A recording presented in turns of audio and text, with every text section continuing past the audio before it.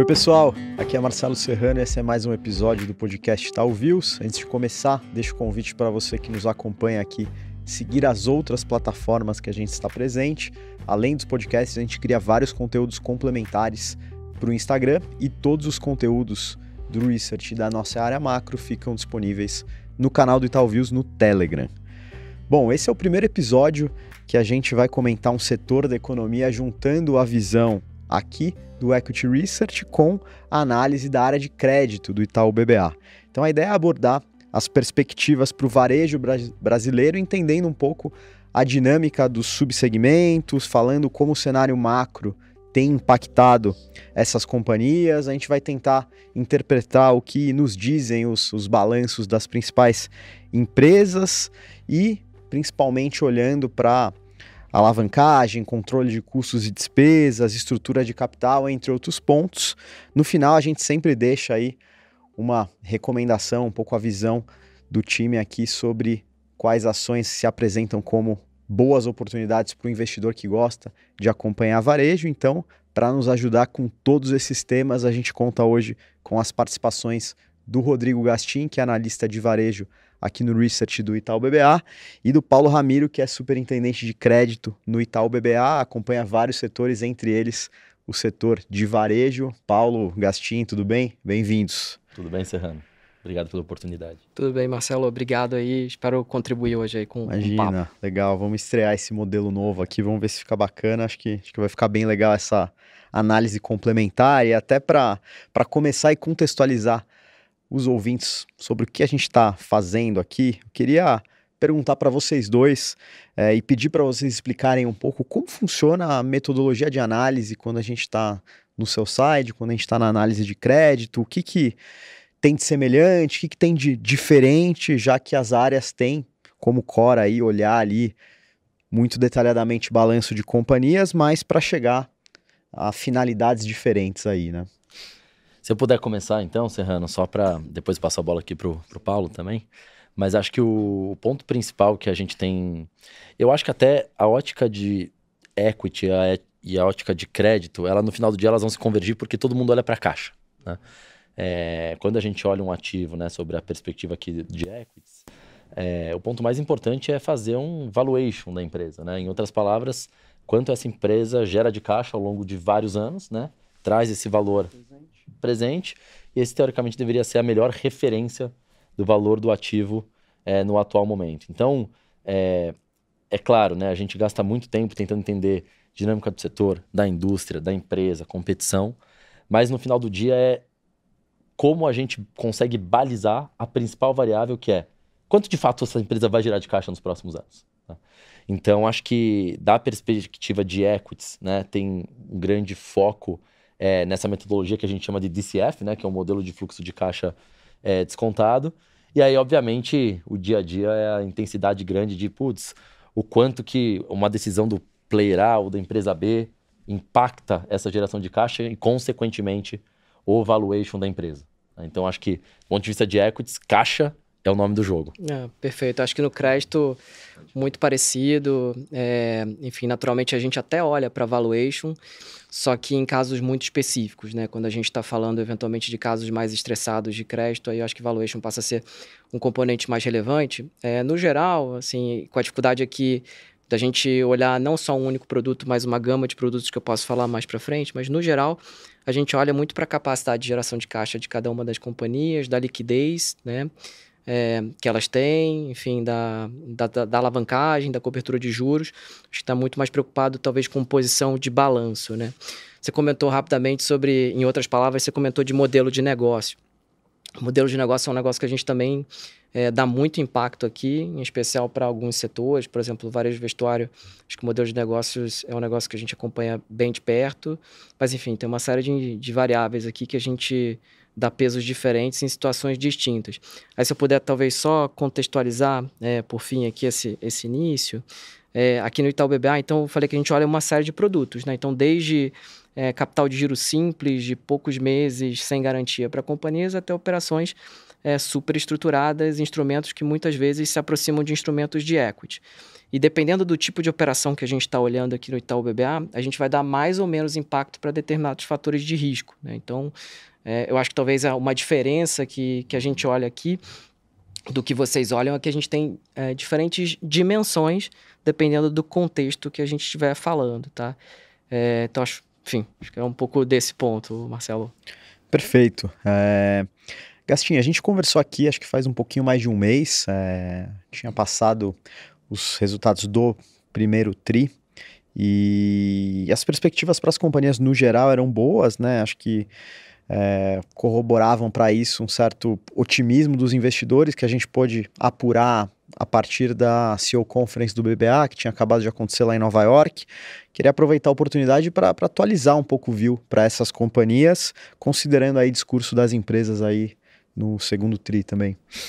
A dinâmica segue extremamente sólida, né? Depois até queria ouvir um pouco mais do Ramiro aqui das empresas não listadas, né? A gente tem muito esse foco das empresas listadas, mas o discurso segue extremamente otimista, né? Acho que tem uma dinâmica de consumo acima do esperado, ajudando bastante, inclusive, acho que a gente vai falar um pouco sobre o IDAT de novo também, mas esses dados proprietários do Itaú têm mostrado essa resiliência em vários subsegmentos do varejo, então, assim, a dinâmica continua bem sólida. Novamente, né, acho que foi um ponto que a gente trouxe da última vez e é importante reforçar, né, porque isso ainda é um risco relevante de 2025, que é qual é a dinâmica do segundo semestre, né? Com o aumento da curva de juros no final do ano passado, a grande incerteza virou o segundo semestre, né, dado o deslocamento temporal que existe entre uma piora da política monetária e, eventualmente, o impacto na economia, né? Então, a gente vê as empresas do lado delas também um pouco mais preocupadas, segurando um pouco concessão de crédito e com um discurso um pouco mais conservador para o segundo semestre, apesar de estarem indo muito bem, né, na ponta. Então, acho que a visão geral do varejo é uma resiliência extremamente alta, tanto para itens discricionários como para itens não discricionários, né? E um otimismo com curto prazo que ainda é muito presente em praticamente todas. Né? Não, é perfeito. Acho que a gente tem uma visão muito parecida. A gente também acompanha o IDAT aqui e outros indicadores de alta frequência que são proprietários do Itaú. Além disso, a gente também conversa muito com as companhias e acho que um ponto legal que você trouxe, que a gente não está olhando só para as listadas, né? A gente está olhando desde médias companhias aqui com faturamento de 100 milhões de reais até os grandes conglomerados, né? Então, a gente tem essa visão bem ampla. E a gente tem visto nos diferentes... O varejo é um setor que tem uma série de subsetores... Totalmente. Vários setores dentro de muito, assim, né? Que tem drivers muitas vezes distintos. E a gente tem visto, para a maior parte deles, crescimento, assim, de top line. Enfim, a gente tem visto same-store sales ali girando em torno da inflação. Então, a gente tem visto realmente essa dinâmica de consumo bem, né? Acho que mais para frente, eventualmente, a gente pode falar um pouco sobre a dinâmica de juros, os impactos disso nos balanços das companhias, mas acho que a gente está bem alinhado aqui nas nossas visões, tá? O Ramiro, até uma dúvida que a gente tem, né, do ponto de vista de equities é a seguinte. De novo, as empresas listadas em bolsa, né, por definição, né, ou na média, são as grandes líderes dos seus subsegmentos. Perfeito. Né, por definição. E aí tem sempre aquela dúvida de o quanto essas empresas estão indo bem por estarem roubando market share, por estarem ganhando, né, mercado dos players menores, ou quanto isso é uma dinâmica intrínseca do setor como um todo. Olha, excelente pergunta, assim, e o que eu posso te dizer, e naturalmente, né, cada subsegmento tem sua dinâmica própria, mas se você pega, por exemplo, o varejo alimentar, né, alimentação, ou mesmo de eletroeletrônicos, a gente vê players regionais muito bem posicionados, assim, com patamares de margem muitas vezes superiores ao patamar de margem das empresas listadas, com posição de estrutura de capital e posição de balanço também mais bem posicionadas. Então, é legal você trazer um pouco disso. Eu acho que tem um pouco dessa crença de que as listadas são sempre os tops de linha, vamos chamar assim. Eu acho que nem sempre, talvez na maior parte das vezes sim, mas especificamente no varejo, a gente lá no crédito gosta muito de algumas companhias que são mais regionais e não são listadas, tá? E eu acho que um ponto interessante de fazer, né, essa análise cruzada é porque parte, às vezes, da tese, né, de equities das empresas listadas passa justamente por movimento de consolidação. A consolidação vai acontecer. Perfeito. Isso na teoria. E aí, quando a gente vai pra prática, a gente vê que... E cadê a consolidação que não vem? Demora. Esses players normalmente estão muito bem estruturados, né? São muito fortes. Muito. E aí, acho que você deu um gancho legal, assim, de falar de M&A, né? Porque M&A, no geral, é uma demanda importante pro crédito, né? A companhia, então, eventualmente vai adquirir um player menor e precisa de um financiamento para isso, um financiamento mais estruturante.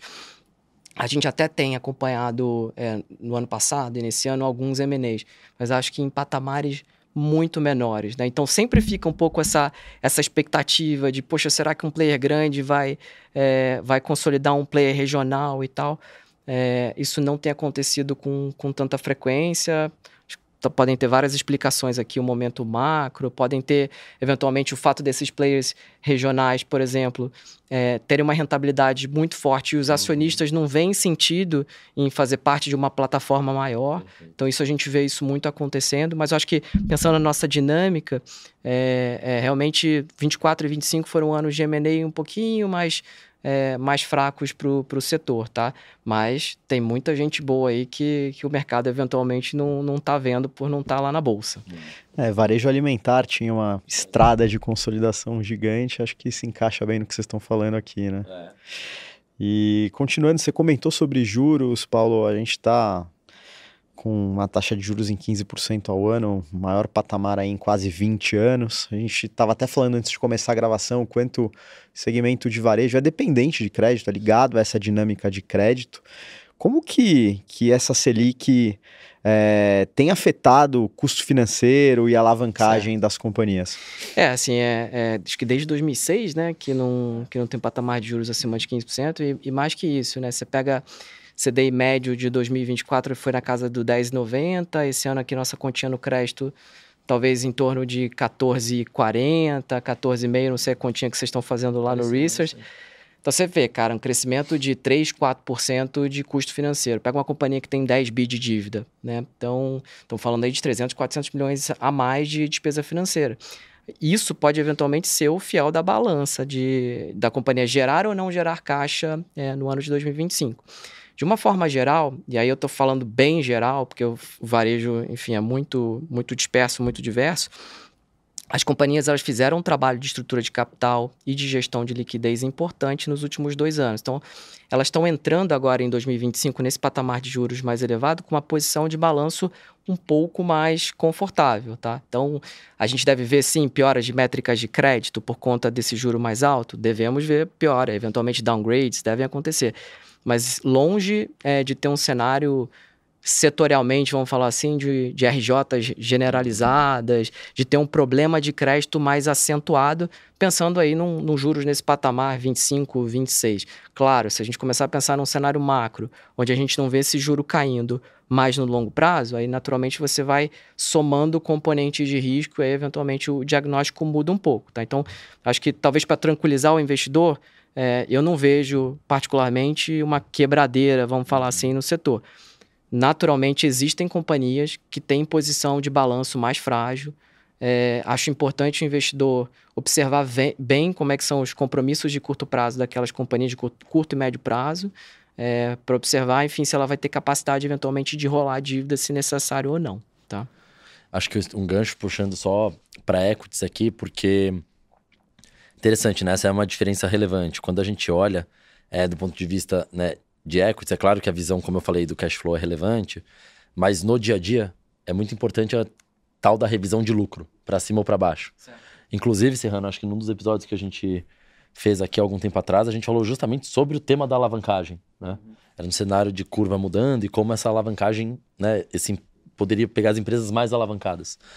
É interessante, porque às vezes é isso, né? A gente subestima um pouco a capacidade de pagamento realmente de juros e fica muito focado na parte do DRE, sim, que é a revisão de lucro para baixo, né? E então, assim, essa parte da curva, né, além da perspectiva de equity, de revisar lucro para baixo, uma especificidade muito grande do varejo é que são normalmente empresas de duration longo. O que é duration longo? Elas crescem muito. Então tem muito valor delas, né, nessa perspectiva na perpetuidade. Então qualquer movimento um pouco mais ou menos relevante na curva de juros? Impacta um monte o valuation. Muito relevante. A gente está muito preocupado no varejo, e aí aquelas diferenças bacanas da gente discutir. No varejo, a gente está muito preocupado com liquidez, né? Não só no varejo, em outros setores, mas no varejo em especial. Né? E aí só talvez para o investidor aqui que tem menos contato com crédito, que a gente está chamando de liquidez, né? Estamos olhando ali para os compromissos de curto prazo da companhia versus as disponibilidades, caixa, cartão, uma conta clientes que você consegue monetizar de forma mais fácil. Então, liquidez um pouco isso. Então, a gente dá muito impacto para liquidez nas nossas avaliações, né? E o que eu chamo a atenção? E acho que esse é um ponto bacana da gente falar que aqui no crédito, no Itaú BBA, a gente faz pra caramba. A gente se preocupa em ver quem são os credores da companhia, especialmente os credores de curto prazo. Isso por quê? Cada credor geralmente tem um mandato diferente, né? O gestor de fundo tem um mandato, o banco X tem um mandato, o banco Y tem outro mandato. Então, saber quem são os credores de curto prazo de uma companhia é super relevante para saber como que essa companhia vai conseguir eventualmente rolar esses compromissos de curto prazo, tá? Então, enfim, acho bacana o investidor tá por dentro disso, é uma variável relevante para a gente.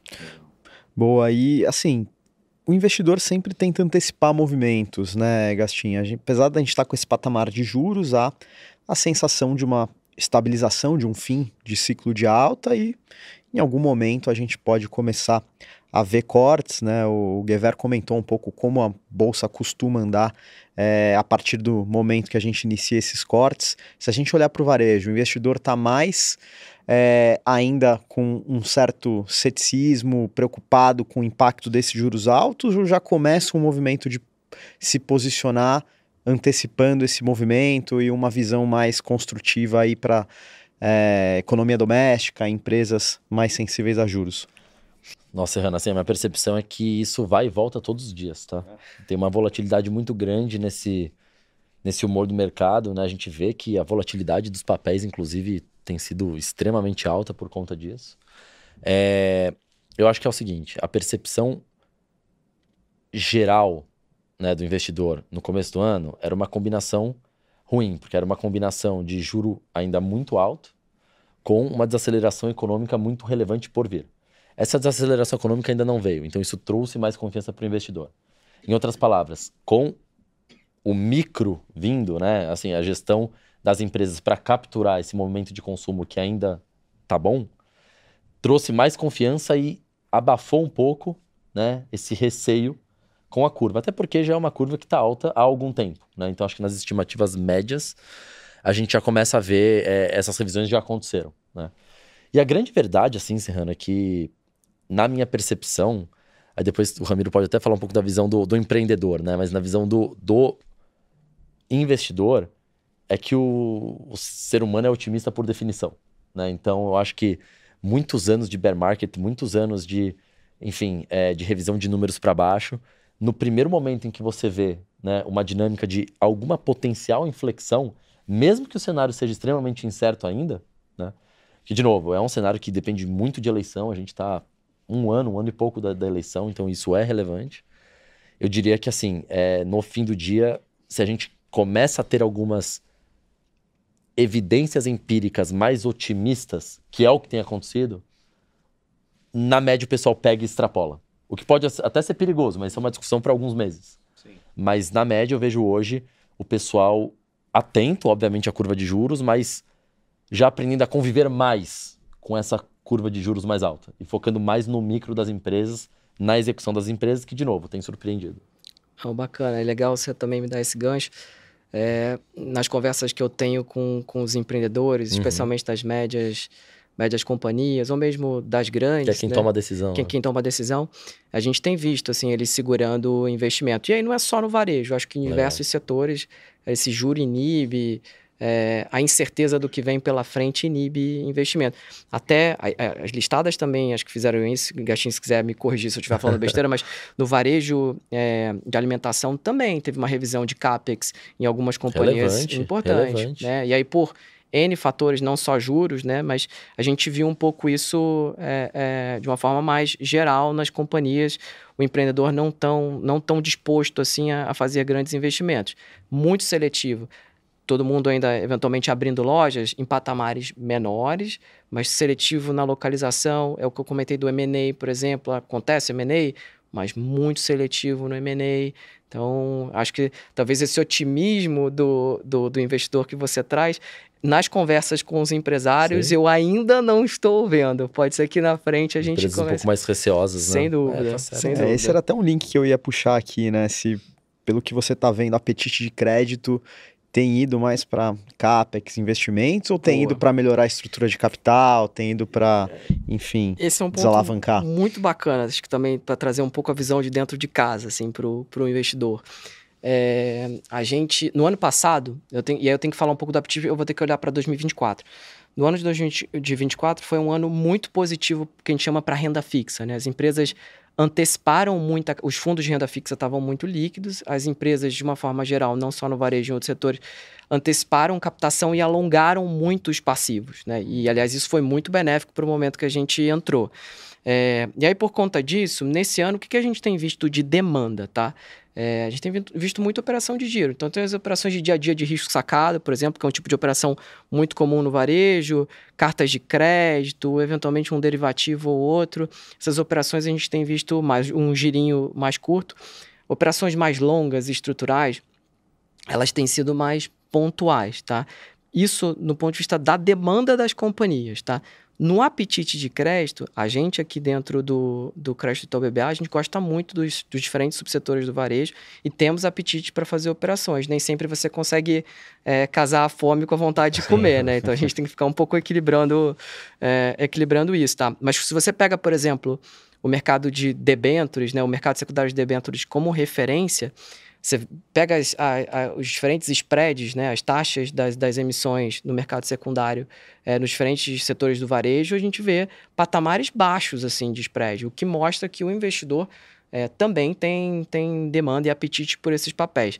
Não é só uma questão setorial, é também uma questão conjuntural, né, da liquidez que tem no mercado, mas acho que é legal trazer isso, que o apetite não é uma restrição.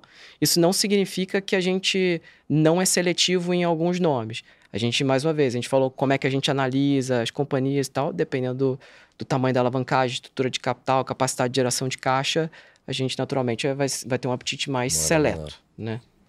Perfeito. E olhando para as dinâmicas micro do setor, Gastinho, a gente comentou lá atrás e hoje de novo sobre o IDAT, que traz alguns insights interessantes. Você comentou no último episódio um resultado inesperado ali em vestuário, um crescimento forte também em academias. Seriam essas as verticais que têm puxado mais o otimismo ou tem alguma outra surpresa interessante? No geral, a gente vê uma dinâmica muito parecida, tá? O vestuário até tem sido, acho que, a grande surpresa desse ano, né? Isso é unânime, dada a discricionariedade do subsegmento, né? Com toda essa dinâmica de renda disponível pós-serviço da dívida, né? Ou a expectativa para isso. E a dinâmica é muito parecida, né? A gente já consegue ver os dados, né, de junho, né? Alguns dados de junho, e a gente vê uma resiliência ainda muito forte nesse segmento. Nesses segmentos, na verdade, né? E isso... Muito engraçado, que é uma correlação alta com o discurso das empresas, né? Isso corrobora muito o discurso das empresas. Então, a gente vê, né? Vestuário, academias, alimentação, né? As food retailers, joias, farma, né? Teve uma volatilidade um pouco maior ou menor, mas ainda é um segmento que cresce bastante. Então, assim, no geral, quando a gente olha o IDAT de maneira, né, consolidada, ainda acho que é uma dinâmica muito, muito saudável, tá? Uma grande dúvida que a gente tem, de novo, né, além do segundo semestre, é quanto que as empresas vão conseguir tirar disso. De novo, né, porque aí entra a componente micro.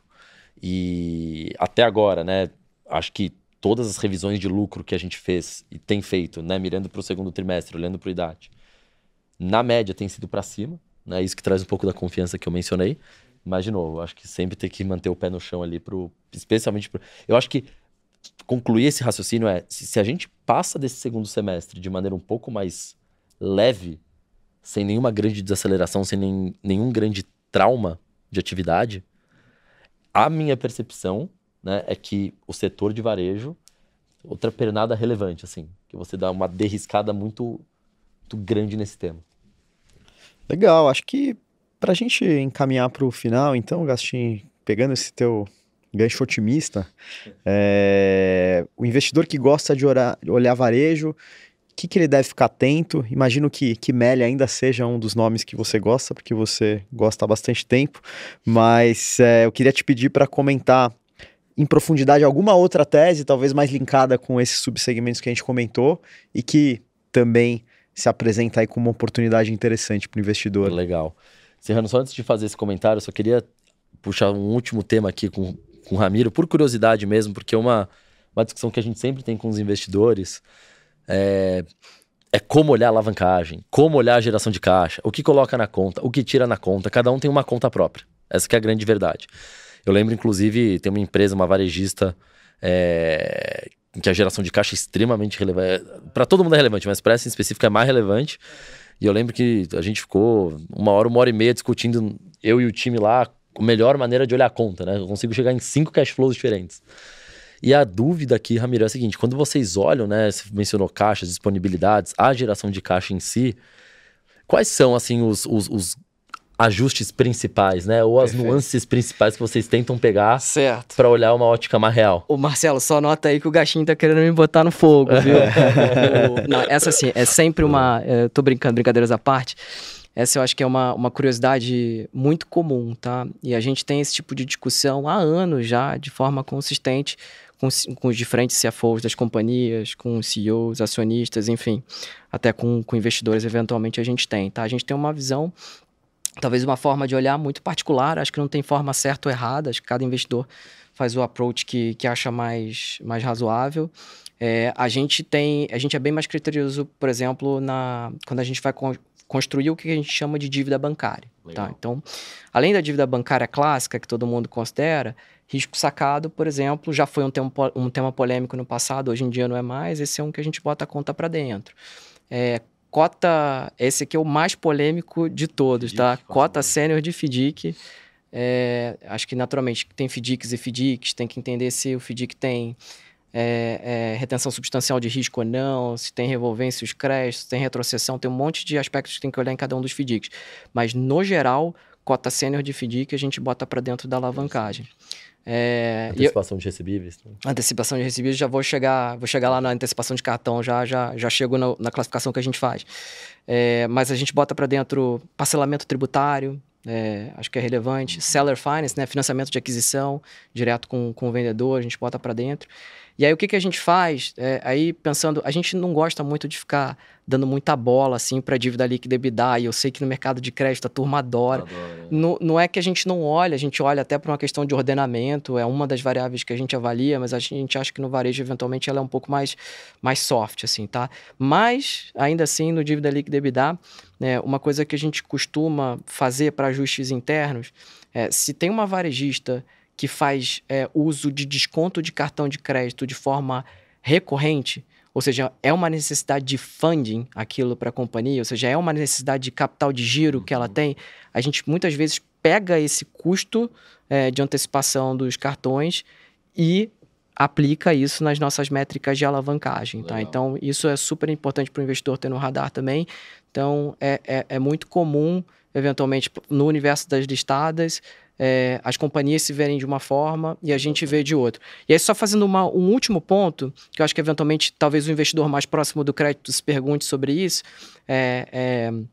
nos covenants financeiros, né? E aí talvez para o investidor mais que está mais distante. Covenants são aquelas cláusulas contratuais onde a gente bota índices financeiros como variáveis relevantes na dívida, né? Então, nos covenants financeiros, nem sempre a gente coloca a nossa visão interna, porque às vezes é uma dívida a mercado. Então, a gente começa a caminhar um pouco mais para a visão da companhia, mas internamente, para os nossos modelos de rating, para as nossas tomadas de decisão, a gente faz uma série de ajustes aqui. Enfim, sei que muitos deles são polêmicos, mas o debate é sempre válido e estou à disposição para falar com quem quiser, viu? Bacana. Mas enfim, só para terminar esse tema, eu acho que é uma discussão legal, porque essa padronização às vezes é muito importante, né? Porque senão você olha uma empresa de um jeito, outra empresa de outra, e você não compara duas coisas. Mas enfim, eu acho que esse tema, dada a curva de juros, dada a estrutura de capital de algumas empresas, para equities, também tem sido um tema muito relevante. Essa padronização, acho que a visão equity crédito talvez ela, né, vá convergindo ao longo do tempo. E então, só para finalizar, agora uma ideia, né, na verdade um papel que a gente gosta já há bastante tempo e eu acho que cabe bem ou casa bem com toda essa discussão que a gente teve aqui, porque é uma empresa que está indo super bem num subsegmento que tem surpreendido, que é a C&A. É uma empresa que já está surpreendendo do ponto de vista de execução há algum tempo, né, há mais de 2 anos. Uma empresa que tem uma tese extremamente redonda e algo que me agrada é que ela, vou abrir aspas aqui, simples. Né? É óbvio que nada é simples no varejo, mas é muito fácil para nós, né, aqui do lado, né, e os investidores em geral, para a gente entender de fato o que a empresa está fazendo, né, e tangibilizar e quantificar essas alavancas de geração de valor. Né? Então, uma empresa que tem ganho market share, que está crescendo, né, lucro 20% plus há algum tempo, né, com algumas alavancas super interessantes, né, seja do ponto de vista de expansão de lojas, né, um gap super relevante ainda para fechar com alguns competidores de loja de shopping, então tem um espaço para crescer 20%, 30% da base atual de lojas em shoppings nos próximos anos, e um ponto de melhora de produtividade de venda por metro quadrado que tem se provado muito, muito assertiva. Então é uma gestão extremamente coesa, um time que está junto há bastante tempo, né, e turnover é extremamente relevante nessa indústria, e que tem conseguido capturar essa surpresa positiva que a gente tem visto do mercado, está virando resultado. Está crescendo não só o mercado, mas ganhando market share. Então, uma dinâmica muito boa, um valuation ainda atrativo, apesar do papel já ter ido super bem. Então, essa é uma ideia, uma empresa que a gente gosta bastante. Tem uma limitação ali de liquidez, né? Para alguns investidores, especialmente gringos, mas conforme o papel vai andando também vem ajudando. Então, essa é uma que eu acho que se seguir fazendo mais do mesmo, tem uma alavanca, tem alavancas de geração de valor e de crescimento de lucro, principalmente, muito relevantes. Bacana. Além da Meli, né? Que seja Meli a gente falou muito recentemente, então deixamos espaço aí para C&A. Acho que foi uma aula hoje aqui, episódio um pouquinho mais longo, mas valeu a pena para a gente aprofundar e discutir aí e entender melhor como é que funciona essa complementariedade de análises. Então, antes de concluir, queria agradecer novamente as participações do Gastinho e do Paulo aqui com a gente. Valeu. Obrigado aí, valeu, pessoal. Ramiro. Valeu aí. Boa. Até a próxima.